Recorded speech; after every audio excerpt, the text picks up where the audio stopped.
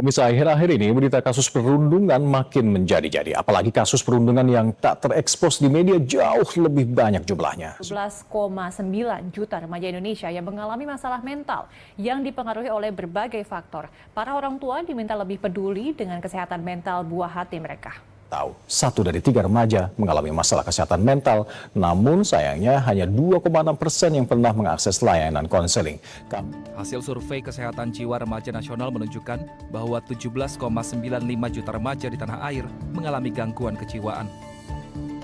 Survei yang dilakukan pada remaja usia 10 hingga 17 tahun ini dilakukan oleh sejumlah universitas di Indonesia, bekerja sama dengan Kementerian Kesehatan pada 2022 lalu. Berdasarkan survei Indonesian National Adolescent Mental Health Survey pada tahun 2022, 1 dari 3 remaja sebanyak 15,5 juta anak atau 34,9% mengalami masalah kesehatan mental. Namun sayangnya hanya 2,6% yang pernah mengakses layanan konseling. Perundungan harusnya bukan menjadi suatu hal yang disepelekan begitu saja, karena kesehatan mental itu menjadi hal yang penting yang perlu menjadi concern atau perhatian bagi semua pihak, baik sekolah, teman-teman, bahkan guru dan juga pemerintah. Tentunya berbagai peran diperlukan bagaimana untuk mengatasi agar bullying tak terus-terusan terjadi. Assalamualaikum warahmatullahi wabarakatuh. Halo semuanya, selamat datang di podcast Cari Tahu Bareng Namrah. Nah, hari ini kita mau bahas topik yang sangat relevan di kehidupan kita, terutama sebagai pelajar, yaitu pentingnya kesehatan mental bagi anak dan remaja. Dan di sini sudah hadir bersama kita. Saya Ramadhan Saputro, salah satu guru SMP pada Mapel Bimbingan dan Konseling di SMP Negeri 1 Pagarbarang, Kabupaten Tegal. Jadi, Pak Rama akan memberikan insight kepada kita semua tentang tantangan mental apa aja sih yang dialami siswa masa kini dan bagaimana cara agar kita tetap menjaga kesehatan baik secara emosional maupun psikologis.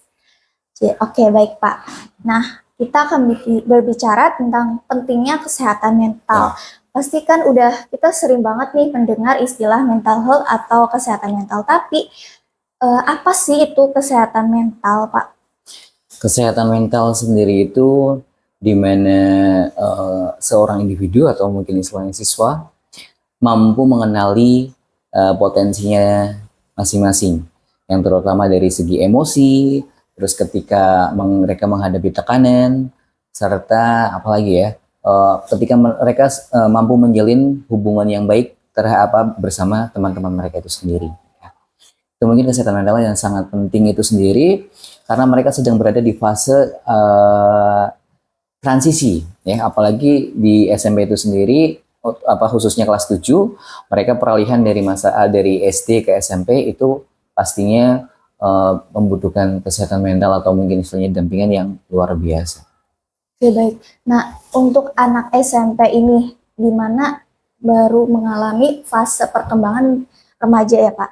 Nah, tantangan apa aja sih Pak yang sering ditemui gitu pada anak SMP ini? Tantangan yang sering muncul, yang paling utama kecemasan di dalam segi akademik tentunya ya. Ketika mereka terlalu berpikir yang terlalu jauh mungkin karena mungkin takut tidak bisa dalam suatu mata pelajaran. Yang kedua overthinking. Yang ketiga ada lagi masalah konflik dalam keluarganya. Ya, karena mungkin sebagian besar anak-anak di sini juga mengalami hal tersebut. Ya. Terus sampai tekanan dari media sosial itu sendiri yang mungkin pada saat ini bisa dikatakan itu memiliki pengaruh yang besar. Itu tantangannya. Baik Pak, nah selanjutnya tuh saya pernah mendengar istilah kalau di fase perkembangan remaja ini tuh ditandai dengan fase pencarian identitas diri. Tapi sebelumnya boleh dong dikasih tahu apa sih itu identitas diri, Pak? Identitas diri itu sama halnya dengan gambaran tentang diri kita sendiri ya sebenarnya. Nilai yang kita percayain, terus minat kita, karakter kita seperti apa, kemudian juga yang terakhir adalah tujuan hidup ya, tujuan hidup masing-masing dari individu. Pada usia SMP, anak-anak baru mulai mengeksplorasi itu semua. Makanya perlu pendampingan yang khusus agar apa yang mereka cari nantinya, apa yang mereka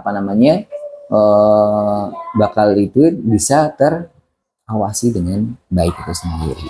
Berarti misalnya masih wajar ya Pak kalau misalnya anak SMP tuh masih bingung Masih dirinya. sangat wajar, maksudnya sangat wajar tadi yang sudah disampaikan di awal, apalagi anak kelas 7 khususnya, mereka peralihan dari SD ke SMP, ketika mereka mengalami hal tersebut itu bisa dikatakan wajar ya.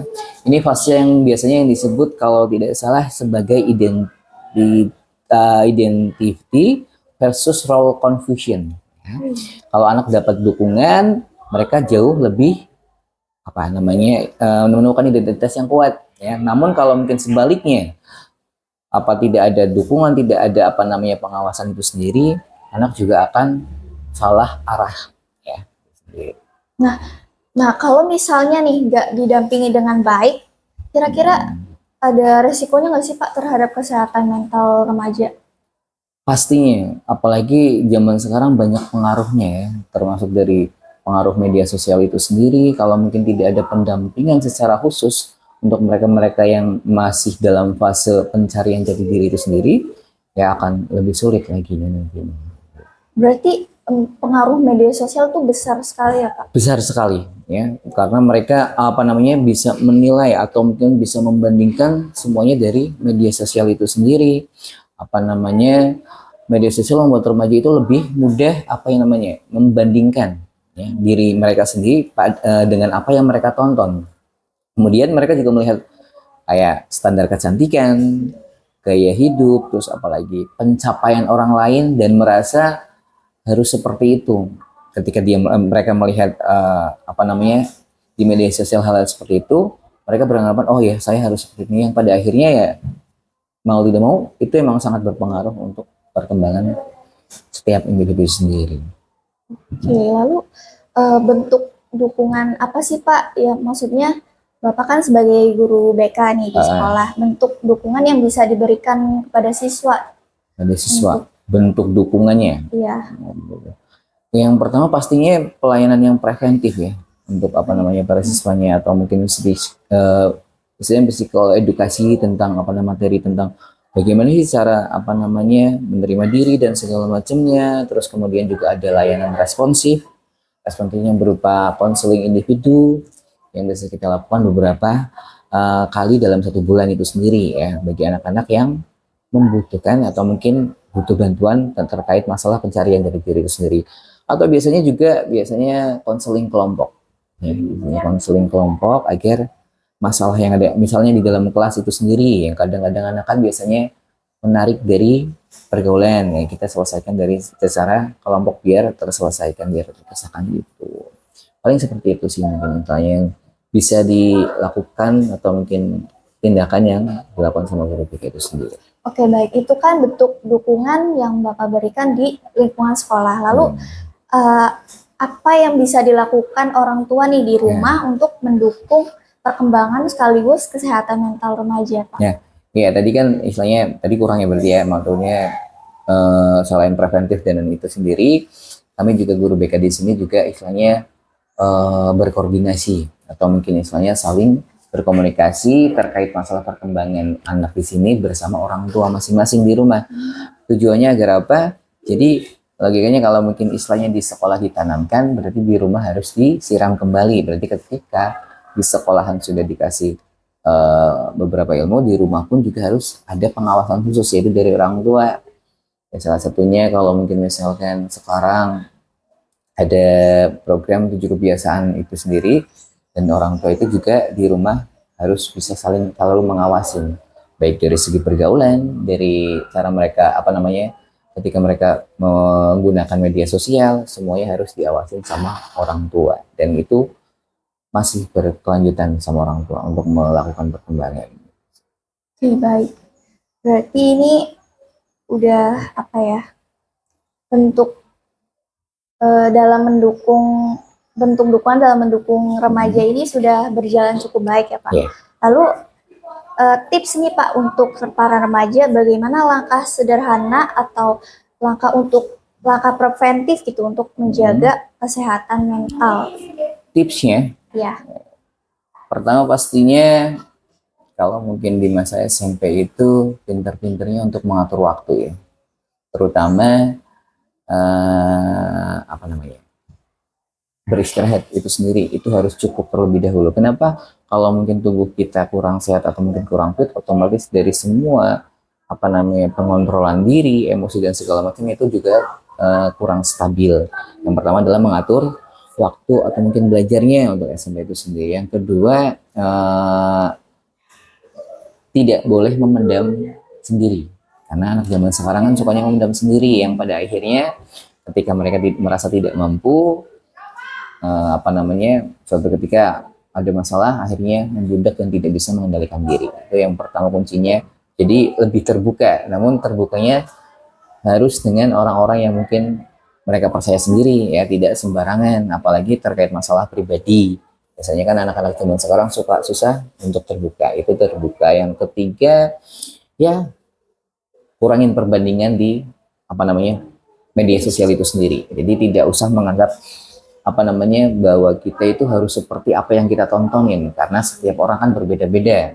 Jadi istilahnya kita harus punya prinsip sendiri. Jadi ada 3 tadi, mengatur waktu pastinya untuk tipsnya, dari mulai belajar, istirahat dan segala macamnya semuanya harus diatur. Yang kedua tadi, lebih terbuka lagi terhadap apa namanya apa yang kita rasakan. Jadi tidak dipendam sendiri, agar mental kita pun juga sehat, ya, tidak terlalu positif dan segala macamnya. Yang ketiga, yang terakhir itu ya jangan membandingkan sama orang lain, karena setiap orang berbeda. Ya, itu saja tipsnya sebenarnya.